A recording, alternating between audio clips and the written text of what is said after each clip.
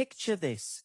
Chicago, a brutal winter night in snow mixed with rain pouring down. Streets empty except for one man. Jobless, car repossessed, eviction notice on his apartment door. He's walking toward the bridge over the Chicago River, thinking, this is the end, no more fighting. Only a few dollars left, family scattered, dreams shattered after the pandemic took everything. In that freezing moment, he drops to his knees on the wet pavement and prays out loud, God, if you're real, if you still care, give me one reason to keep going, one sign, or I'm done tonight. What happened next? That broken man is now a successful entrepreneur, running a thriving business, helping others rebuild. All because he refused to let go of his faith in God. This is the story of Mike Thompson, born and raised in a working-class neighborhood on Chicago's South Side. He worked hard his whole life, high school, community college, landed a solid job in sales for a big company, married young, had a kid, bought a small house. The American dream felt real. Then 2020 hit. Company downsized. Mike lost his job overnight. Unemployment ran out fast. Savings dried up. Bills piled high. His marriage strained under the pressure. Friends drifted away. He applied to hundreds of jobs. Nothing.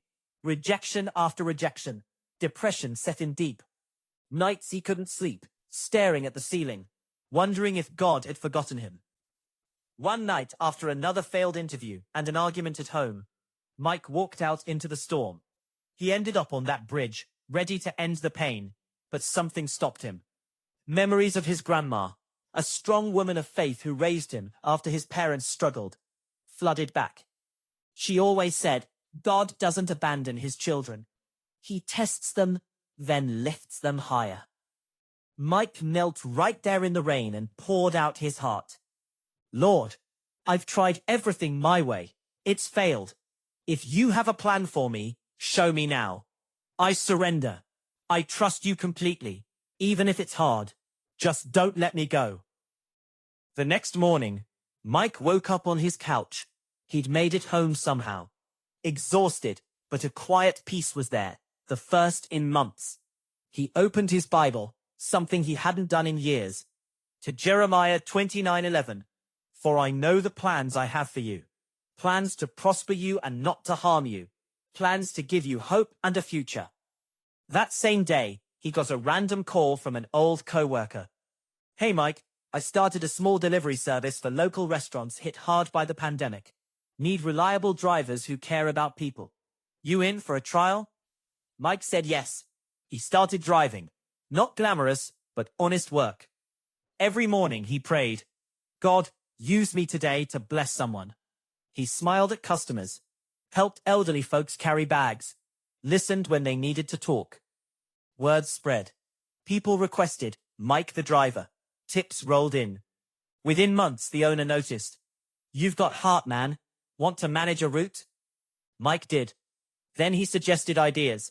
App for better tracking. Partnerships with more restaurants. Business boomed. The owner offered him a partnership stake. Mike didn't stop there. With faith fueling him, he saved, learned online, and launched his own logistics company focused on helping small businesses deliver affordably. He called it Grace Routes, because every success, he said, was God's grace. Today, Mike's company employs over 50 people in Chicago. He rebuilt his home life. Stronger marriage, closer to his kid. He mentors young guys facing tough times, telling them, I was on that bridge thinking life was over. God said, not yet, son. Watch what I can do. He even started a small Bible study group for drivers, sharing how faith turns rock bottom into a launch pad. Climax, emotional high, uplifting music swell, visuals of success, trucks rolling, family together, community helping. Friends, Mike's story proves it. When life hits rock bottom in America, job loss, bills, loneliness, God doesn't leave you there. He closes doors to open better ones, but you have to trust him fully. Pray without stopping, work with integrity, keep faith alive, even when nothing makes sense. God turns despair into destiny. He did it for Mike in the heart of Chicago. He can do it for you, wherever you are in this great country. Ending, soft, warm music, motivational close. So that was Mike's powerful story of faith and comeback. Now tell me in the comments, how did this video hit you?